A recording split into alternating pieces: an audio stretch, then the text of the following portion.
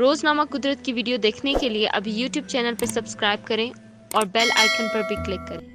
تحریک انصاف اور عمران خان کی نااہل حکومت نے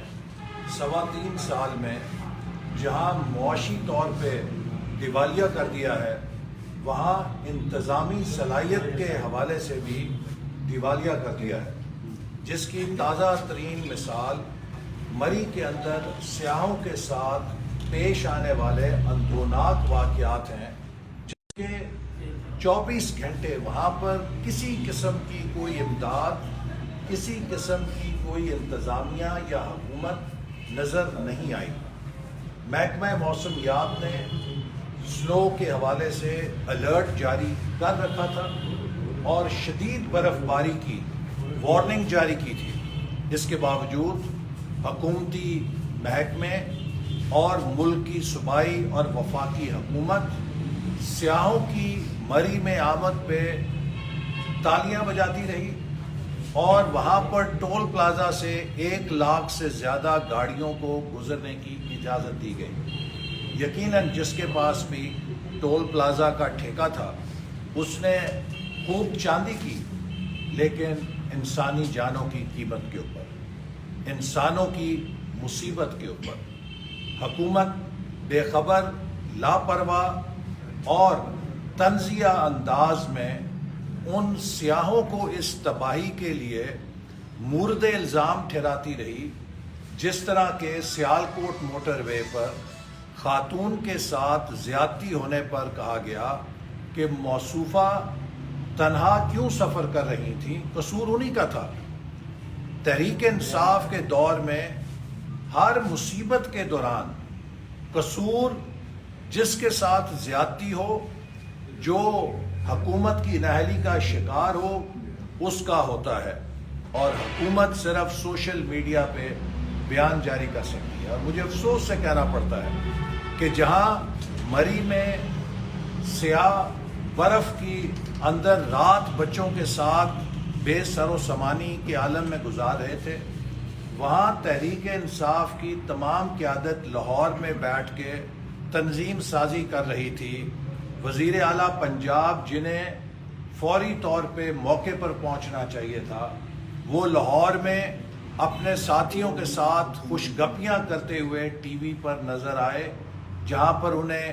کوئی پرواہ نہیں تھی کہ ان کے صوبے کے اندر لوگوں کی جان اور مال کس طرح برف کے ہاتھوں خطرے میں ہے۔ یہ ایک بہت سنگین علامت ہے اس بحران کی جو پچھلے 3 سالوں سے مختلف موقعوں پر ہم دیکھ چکے ہیں کہ یہ حکومت نہ انتظامی صلاحیت رکھتی ہے، نہ ملک کو چلانے میں کوئی دلچسپی رکھتی ہے۔ یہ صرف سوشل میڈیا پہ ٹرینڈ چلا کے یا سوشل میڈیا پہ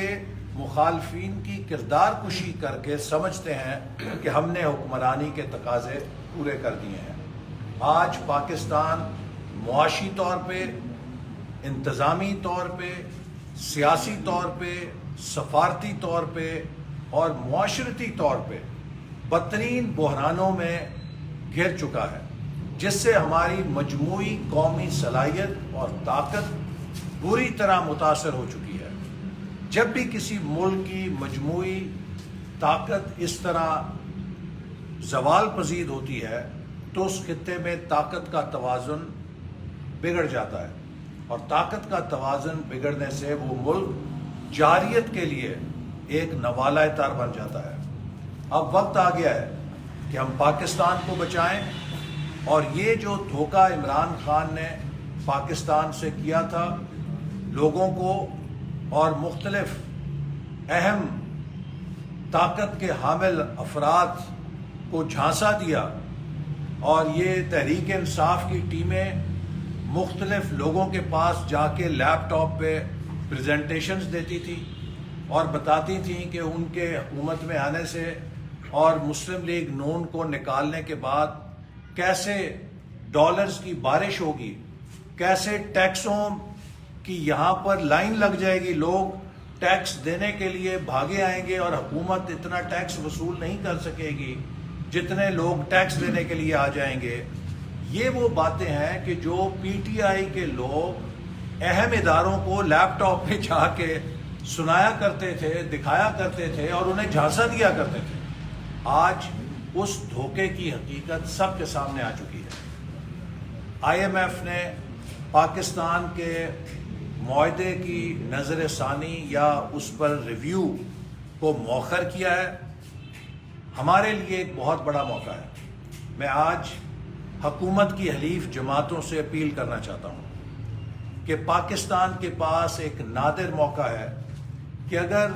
ایم کیو ایم، کاف لیگ اور جی ڈی اے یہ پاکستان کے عوام اور پاکستان کی خود مختاری سے دلچسپی رکھتی ہیں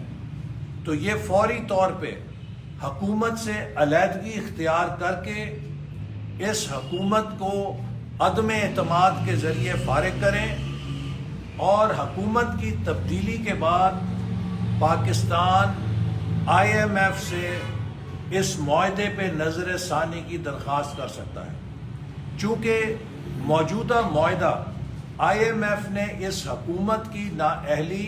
اور ناکامی کے پیش نظر کیا ہے۔ انہوں نے پاکستان پہ سخت شرائط اس لیے لگائی ہیں کہ اس حکومت کی صلاحیت اور کارکردگی نہایت مایوس کن رہی ہے، اسی لیے انہوں نے پاکستان کو سخت ترین شرائط کا پابند بنایا ہے۔ اگر ہم اس نااہل نالائق حکومت کو رخصت کر دیں تو اس بات کا امکان پیدا ہو سکتا ہے کہ ہم آئی ایم ایف سے اس معاہدے پہ نظر ثانی کے لیے بات چیت کر سکتے ہیں اور پاکستان کے عوام کو اس تباہی سے بچا سکتے ہیں کہ جو 350 ارب کے فوری ٹیکس لگنے سے ان کے اوپر تباہی کی صورت میں نازل ہونے والی ہے۔ اسی طرح ہم پاکستان کی خود مختاری جو اسٹیٹ بینک آف پاکستان کے قانون میں تبدیلی کے ذریعے کمپرومائز کی جا رہی ہے، پاکستان کی مالیاتی خود مختاری کو آئی ایم ایف سے پیسہ لینے کے لیے داؤ پہ لگایا جا رہا ہے، ہم اس قانون پہ بھی نظر ثانی کروا سکتے ہیں اگر یہ حکومت تبدیل ہو جائے۔ لیکن اگر حکومت کی حلیف جماعتیں پی ٹی آئی کے ساتھ کھڑی رہیں تو میں یہ بات عرض کرنا چاہتا ہوں کہ 22 کروڑ عوام کی نظر میں یہ تینوں جماعتیں پاکستان کی خود مختاری کا سودا کرنے اور پاکستان کے عوام پر بدترین مہنگائی نازل کرنے کے جرم میں برابر کی شریک تصور کی جائیں گی۔ مجھے امید ہے کہ ایم کیو ایم کی قیادت،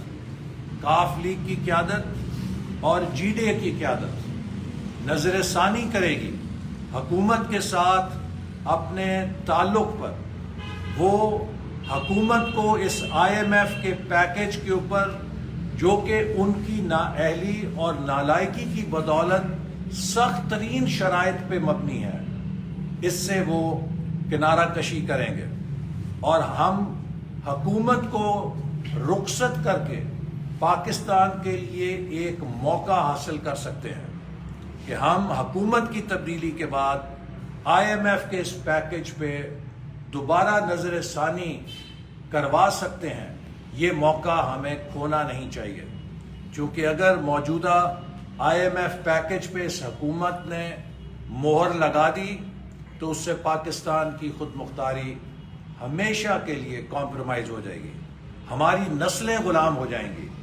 ہم نے انگریز سے آزادی اس لیے نہیں حاصل کی تھی کہ ہم آئی ایم ایف کی غلامی میں پاکستان کو دے دیں۔ ہم نے پاکستان کے آئین کو اس لیے نہیں بنایا تھا کہ جہاں 22 کروڑ عوام کا منتخب سیاسی وزیر اعظم ہوتا ہے، اس کے مقابلے میں آئی ایم ایف کا نمائندہ غیر منتخب مالیاتی وزیر اعظم بن کے ایک پیرلل حکومت کا سربراہ بن جائے جو پاکستان کے عوام اور پارلیمنٹ کو جواب دہ نہیں ہوگا بلکہ آئی ایم ایف کو جواب دہ ہوگا۔ اسی طرح میں سمجھتا ہوں کہ اس حکومت نے جیسے کہ گیس کا بحران بھی پیدا کیا ہے، میں نے 2 مہینے پہلے اکتوبر میں کہہ دیا تھا کہ دسمبر میں بدترین گیس کا بحران آنے والا ہے، چونکہ حکومت نے بروقت LNG کے سودے نہیں کیے۔ آج میں یہ وارننگ دے رہا ہوں کہ پاکستان میں بدترین گندم کا بحران آنے والا ہے، چونکہ حکومت نے بروقت کسانوں کو کھاد کی فراہمی یقینی نہیں بنائی۔ گندم کی بجائی پر اور یوریا کو بلیک کیا گیا، اور پاکستان کی یوریا کی کھاد افغانستان سمگل کرائی گئی، اور پاکستان کا کسان مجبور ہوا کہ وہ اپنے گندم کی فصل کو کھاد کے بغیر پانی دے۔ اس بد انتظامی سے پاکستان میں گندم کی پیداوار متاثر ہونے کا شدید خطرہ پیدا ہو چکا ہے، اور اس بات کا غالب امکان ہے کہ اب پاکستان میں گندم کا بحران آئے گا۔ وہ پاکستان جسے ہم نے 2018 میں خود کفیل چھوڑا تھا، وہ گندم میں خود کفیل تھا، وہ چینی ایکسپورٹ کرتا تھا، وہ کپاس میں خود کفیل تھا، آج وہ پاکستان کپاس بھی امپورٹ کر رہا ہے، گندم بھی امپورٹ کر رہا ہے، چینی بھی امپورٹ کر رہا ہے۔ اب یہ حکومت مسلم لیگ نون کو الزام نہیں دے سکتی کہ پچھلی حکومت کی وجہ سے یہ بروقت کھاد کا بندوبست نہیں کر سکے تھے، پچھلی حکومت کی وجہ سے یہ بروقت کسان کو بیج فراہم نہیں کر سکے تھے۔ اس حکومت کی بد انتظامی، نااہلی، نالائکی اور ناکامی کا بوجھ اس حکومت کے سر ہے، اور اب ان کی نااہلی کا بوجھ ایک کیٹو کا پہاڑ بن چکا ہے جو پاکستان کو اپنے بوجھ تلے دبا رہا ہے۔ حکومت ہر طرف سے اب گھیرے میں آ چکی ہے، عوام اس کے جانے کی دعائیں کر رہے ہیں، ملک اس سے چل نہیں رہا، وہ ہاتھ پیر مار رہی ہے، پاکستان کی خود مختاری کا سودا کر رہی ہے۔ اور اب 10 مہینے پہلے وزیر اعظم نے آرمی چیف کی ایکسٹینشن کا ذکر کر کے ایک اور خطرناک کارڈ کھیلا ہے۔ میں سمجھتا ہوں کہ پاکستان کے قومی اداروں کو اپنی سیاست میں ملوث نہیں کرنا چاہیے۔ پاکستان میں آرمی چیف کی تقرری آخری 3 ماہ کے اندر ہوتی ہے، اس سے پہلے ایکسٹینشن کی بات کرنا ایک سیاسی کارڈ ہے جو حکومت کھیلنا چاہتی ہے، ہم اس کی مذمت کرتے ہیں۔ ہماری فوج ایک پروفیشنل ادارہ ہے، قومی ادارہ ہے، اور حکومت کو اپنی نااہلی اور نالائکی کا بوجھ خود اٹھانا چاہیے۔ اس بوجھ کے اندر کسی قومی ادارے کو شامل کر کے یا اس کو ملوث کر کے اس کے کردار کو متنازع کر کے وہ ملک کے ساتھ ایک گھنونا کھیل کھیل رہے ہیں۔ عمران خان کو اپنی کارکردگی کے لیے، اپنی کرپشن کے لیے جواب دینا پڑے گا۔ فورن فنڈنگ کیس نے عمران خان کی حقیقت قوم کے سامنے کھول دی ہے۔ اب پاکستانی قوم چاہتی ہے کہ وہ ہمارے نظام عدل کا امتحان لے، وہ دیکھے کہ ہمارے ملک کے نظام عدل نے وزیر اعظم نواز شریف کو تو اس بنا پہ نااہل قرار دے دیا کہ انہوں نے اپنے بیٹے سے 10,000 درہم کی تنخواہ نہیں لی تھی۔ اب جب کہ یہ بات ثابت ہو گئی ہے کہ عمران خان نے الیکشن کمیشن کو جھوٹے سرٹیفکیٹ دیے، انہوں نے بیرون ملک مقیم پاکستانیوں سے جو چندہ اکٹھا کیا اسے ذاتی اکاؤنٹوں میں شامل رکھا، ان کے اکاؤنٹس کو چھپایا گیا، ان اکاؤنٹس کے اندر کروڑوں روپے کی ہیرا پھیری کی گئی، اور باہر سے بڑے بڑے چندے لے کر چندہ دینے والوں کو انعامات سے نوازا گیا۔ ایک طرف عارف نقوی کے ساتھ معاملات کر کے پیسے ملینز آف ڈالرز لیے گئے، دوسری طرف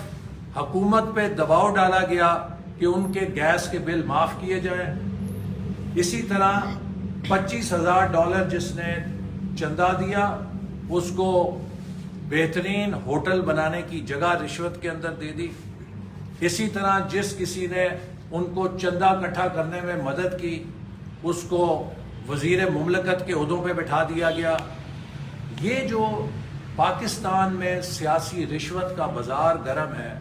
جو پاکستان میں جھوٹ اور کرپشن اور غبن کی تعریف میں جتنے بھی جرائم آتے ہیں وہ سب فورن فنڈنگ کیس میں عمران خان ان کا مرتکب ہوا ہے. اس نے فراڈ بھی کیا ہے، اس نے غبن بھی کیا ہے، اس نے کرپشن بھی کی ہے. کیا ہمارا نظام عدل ایسے شخص کو صادق اور امین سمجھتا ہے؟ اگر ایک وزیر اعظم اس لیے نااہل قرار پایا کہ اس نے اپنے بیٹے سے 10,000 درہم تنخواہ نہیں لیے، تو بیرون ملک مقیم پاکستانیوں کے عطیات میں کروڑوں اور اربوں روپے کا غبن کرنے والا وہ کیسے صادق اور امین بن کر وزیر اعظم کے عہدے پر فائز رہ سکتا ہے؟ یہ ہمارے نظام عدل کا بھی امتحان ہے. اب سنا ہے کہ پنجاب میں مسلم لیگ نون کا مقابلہ کرنے کے لیے حکمران مذہبی کارڈ کو استعمال کر رہے ہیں، مذہبی تنظیموں کو فنڈنگ کر رہے ہیں کہ وہ مسلم لیگ نون کا ووٹ توڑنے کے لیے اپنی تنظیم سازی کریں. میں اعلان کرنا چاہتا ہوں کہ پنجاب کے عوام اور پاکستان کے عوام کسی ایسی سازش کو کامیاب نہیں ہونے دیں گے، کیونکہ وہ سمجھتے ہیں کہ مسلم لیگ نون ہی وہ جماعت ہے جو پاکستان کو ان اندھیروں سے نکال سکتی ہے، جو پاکستان کو اس معاشی تباہی اور بربادی سے نکالنے کی صلاحیت رکھتی ہے، تجربہ رکھتی ہے، اور اس کے پاس ٹیم ہے جو اس ملک کو دوبارہ ترقی کے راستے پہ گامزن کر سکے، جو دوبارہ سی پیک کے منصوبے کو زندہ کر کے پاکستان کے نوجوانوں کے لیے روزگار کے مواقع فراہم کر سکے. اس لیے اب وقت آ گیا ہے کہ عمران خان کی حکومت کو رخصت کرنے کے لیے پوری قوم مل کر اپنا کردار ادا کرے، اور اس حکمران کا کہ جو پاکستان کی خود مختاری فروخت کرنا چاہتا ہے، محض اپنے اقتدار کو چند دن دینے کے لیے اس کا ہاتھ روکا جائے. ہر پاکستانی کا، ہر محب وطن پاکستانی کا امتحان ہے. مسلم لیگ نون اور پی ڈی ایم کی جماعتیں اپنا کردار ادا کریں گی، لیکن دوسری جماعتیں جو پاکستان سے محبت کا دعویٰ کرتی ہیں ان کا بھی امتحان ہے. اچھا سر، پیپلز پارٹی جو ہے وہ لانگ مارچ کرنے جا رہی ہے، کیا نون لیگ بھی اس حوالے سے کوئی ہے آئندہ کوئی لاہیا؟ کیونکہ پی ڈی ایم کی جماعتیں پہلے اپنے لانگ مارچ کا اعلان کر چکی ہیں. اب اگر پیپلز پارٹی نے بھی لانگ مارچ کا اعلان کیا ہے تو ہم اس کا خیر مقدم کرتے ہیں، اور ہم سمجھتے ہیں کہ جتنے بھی لانگ مارچ اس حکومت کے خلاف ہوں اتنے کم ہیں، اور یقیناً پیپلز پارٹی کے لانگ مارچ سے سیاسی موبلائزیشن ہوگی جس کا ہمیں بھی اپنی لانگ مارچ میں فائدہ ہوگا، اور ہم سب پارلیمنٹ کے اندر مشترکہ طور پہ اس حکومت کا مقابلہ کر رہے ہیں. اس کے منی بجٹ اور اسٹیٹ بینک کے فروخت کے قانون کا. روزنامہ قدرت کی ویڈیو دیکھنے کے لیے ابھی یوٹیوب چینل پہ سبسکرائب کریں اور بیل آئیکن پر بھی کلک کریں.